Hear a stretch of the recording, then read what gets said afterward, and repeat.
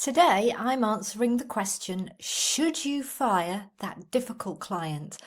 I've observed that a lot of business mentors and coaches are very quick to advise you to fire your difficult clients.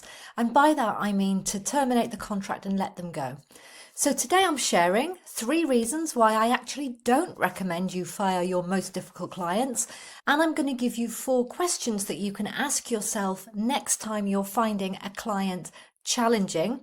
And finally, I'm going to list the types of clients that you probably should think about firing. So I'm Catherine Watkin of Selling from the Heart, and I teach heart-centered business owners how to enroll more clients and grow their business without compromising their values or falling out of love with it along the way. So back to that question, should you fire those difficult and challenging clients? Of course, in the early days of your business, you're just grateful that anyone at all is willing to pay you. But as time goes on, you do become more confident in the value you bring, more confident talking about the value, and you get better at being able to identify those clients who are going to get the best results from working with you, rather than those clients where both of you are left feeling frustrated and unhappy. However, there is something I see far too often, and it really bothers me, and it's how frequently business coaches and mentors will recommend that you actually fire those difficult clients. And the argument goes, you work for yourself now, so you can choose who you want to work with, and your work should be joyful and rewarding. After all, isn't that why you've gone into business in the first place? But let's not forget that some of us have actually gone into business not only because we want our work to be enjoyable, but because we actually want to make a difference to other people. And that in itself is deeply rewarding and fulfilling, even though it's not always necessarily easy. So I don't recommend that you're too quick to fire your difficult clients. So first of all, firing the clients who you find challenging could be preventing you from growing into your true brilliance and stretching to be the very best you can be at what you do. Secondly, some of the people who will most benefit from your help won't get it if you're too quick to let them go. And this includes those people who need an extra dose of patience, a little bit of extra belief from somebody, and also those people who, for whatever reason, just take longer to see results. And then if you're anything like me, you do what you do because you want to make a difference, you want to help people. And sometimes the way that we help people is by getting even better at helping our more challenging clients and not just writing them off because they're not easy for us. And of course, there's also the downside that if you let your client go, you might have to refund them either all of what they've paid you or a part payment. And depending on your stage of business, that also might not feel that easy for you.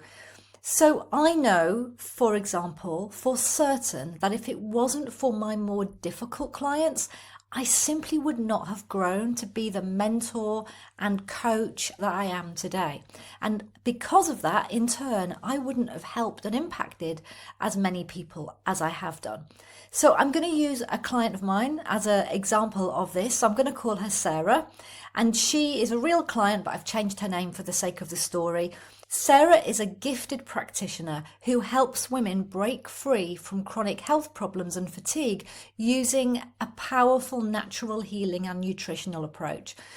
And while she was working with me, she actually enrolled an incredibly difficult client who caused her a lot of stress and headaches. And there are many people who would have said to her, Sarah, this one client is causing you so much stress. She's not worth it. Just get rid of her.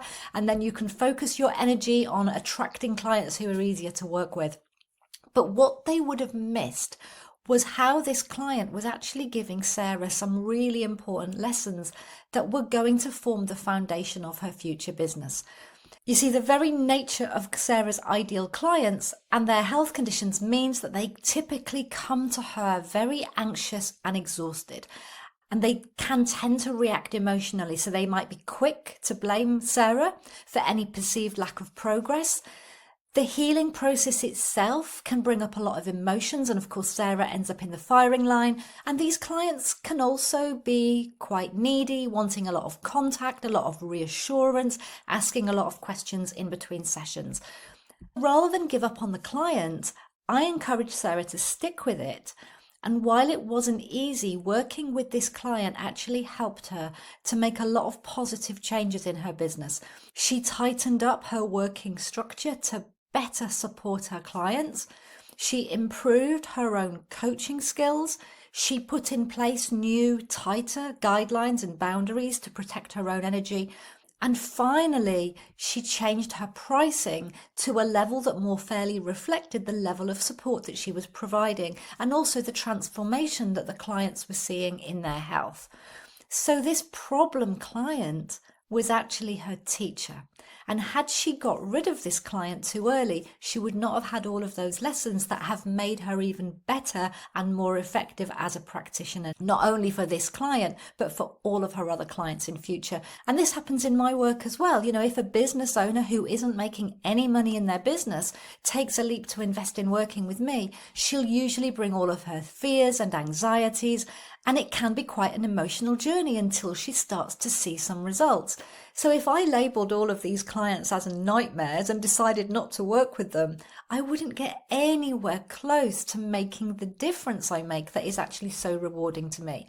So my advice, especially if you're in the earlier stages of your business, is to not be too quick to dismiss difficult clients just because you find them challenging. They could be here to stretch you and grow you to be the best you can be. So here's 4 questions that you can ask yourself next time you have a client who you are finding challenging. Number 1, ask, given what's going on right now in their life or business, is their behavior or response actually understandable? 2, what more could I be doing to support them, or what could I do differently if I'm truly committed to helping them? 3, how can I set and communicate clearer boundaries so that I can give them what they need, but without draining myself physically and energetically? And 4, do I need to change my offer and pricing in order to be able to give this type of client the help and support they really need in what feels like a fair exchange? So is the client blaming you for things that are not working? Maybe you need to work on your resilience so that you don't take it so personally and can be fully available to support them. Is the client not getting the results you'd hope?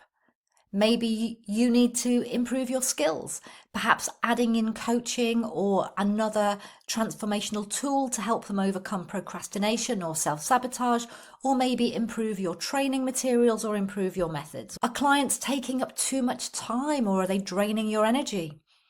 Is it time you firmed up and clearly communicated your boundaries? Is the client determined to ignore all of your advice, or, as has happened to me in the past, actually argue with you about every piece of advice you give?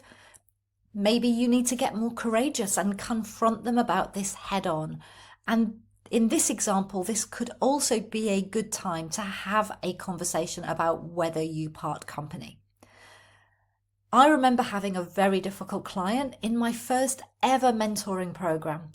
She had a whole list of grievances and things she wasn't happy with. Now, at the time, my own mentor recommended that I just refund her and let her go.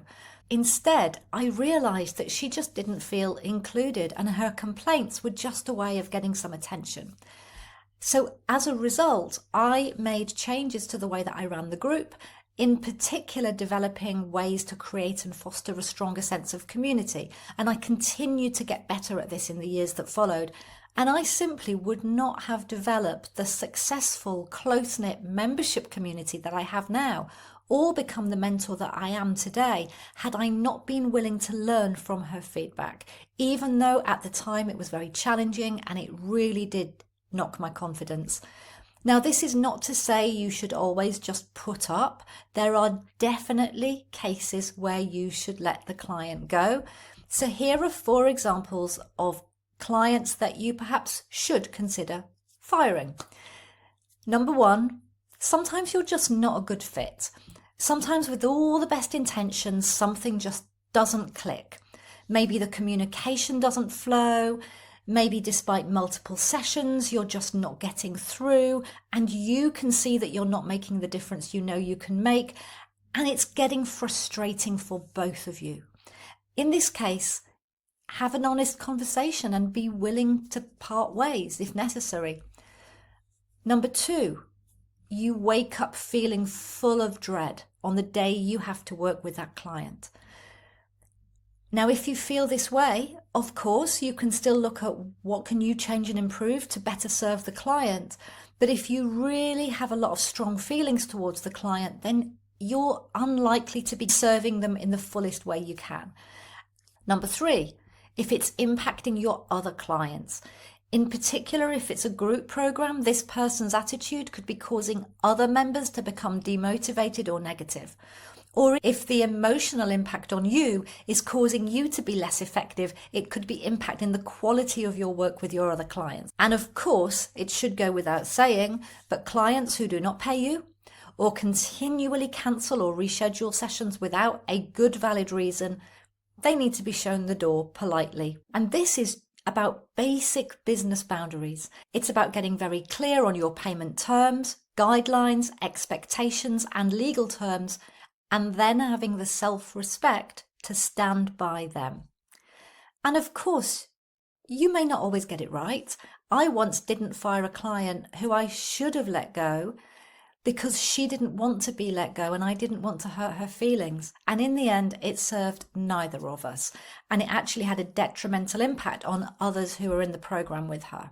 So what about you? Do you have a client that you know you should fire today for the sake of your own peace of mind and for the benefit of the other clients that you're serving? Or do you have a difficult client where deep down you know that you could be doing more to develop yourself, to develop your skills, to support them, and that will help you to grow and become even greater at your work as a result? Do let me know. I always love to hear from you, so leave a comment below. And how you decide to deal with your most difficult clients is, of course, all part of how you create a thriving business that you truly love for the long term. And if you'd like to learn more from me about the foundations you need to have in place in order to create a business that works for you and is sustainable for the long term because you really love running it, you can sign up for my Create a Business You Love guide at katherinewatkin.com/free guide, and I will also pop a link beneath this video. So thank you for watching. I hope you found it valuable. Do comment, give me a like, let YouTube know you found it valuable. I appreciate you. Bye bye.